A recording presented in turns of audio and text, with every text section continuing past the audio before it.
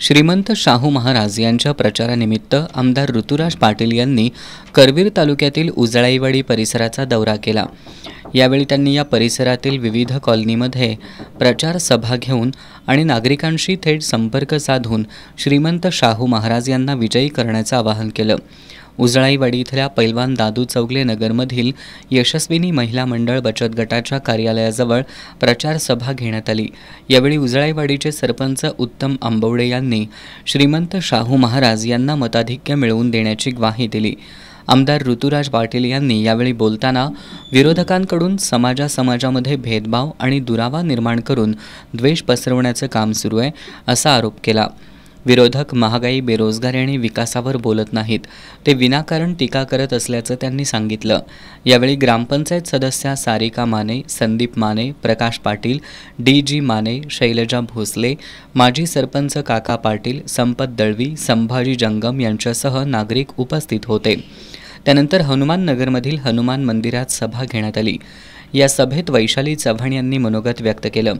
यावेळी ग्रामपंचायत सदस्या सोनाली मजगे, नंदकुमार मजगे, विजय माने यांच्यासह नागरिक उपस्थित होते। गोखले कॉलनीच्या गणेश मंदिराजवळ प्रचार सभा घेऊन आमदार ऋतुराज पाटील यांनी मोदी सरकारचा खरपूस समाचार घेतला। गेल्या 10 वर्षात भाजप सरकारनं काय केलं ते न सांगता लोकांची दिशाभूल करण्याचा प्रयत्न सुरू असल्याचा आरोप त्यांनी केला। यावेळी माजी सरपंच राजेंद्र माने, संग्राम डकरे, नितीन जाधव, सचिन गोखले यांच्यासह नागरिक उपस्थित होते। आमदार ऋतुराज पाटील यांनी यशवंतराव चव्हाण नगरला भेट देऊन तिथल्या नागरिकांशी संवाद साधला।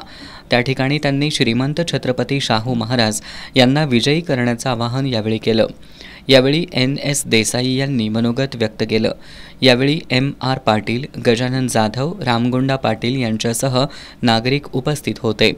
करवीर नगर हाऊसिंग सोसायटीमधील गणेश मंदिराजवळ घेण्यात आलेल्या सभेत सचिन पाटील, ग्रामपंचायत सदस्या भाग्यश्री पारखे, PR पाटील आणि विद्या पाटील यांनी मनोगत व्यक्त केली। यावेळी किरण पारखे, नायकू बागणे, पवन पाटील आदी उपस्थित होते। भारतरत्न डॉक्टर बाबासाहेब आंबेडकर सामाजिक सभागृहाजवळ घेतलेल्या सभेत आमदार ऋतुराज पाटील यांनी विरोधक सोशल मीडियातून गैरप्रकार करतील, त्यामुळे सर्वांनी सतर्कता बाळगावी असं आवाहन केलं।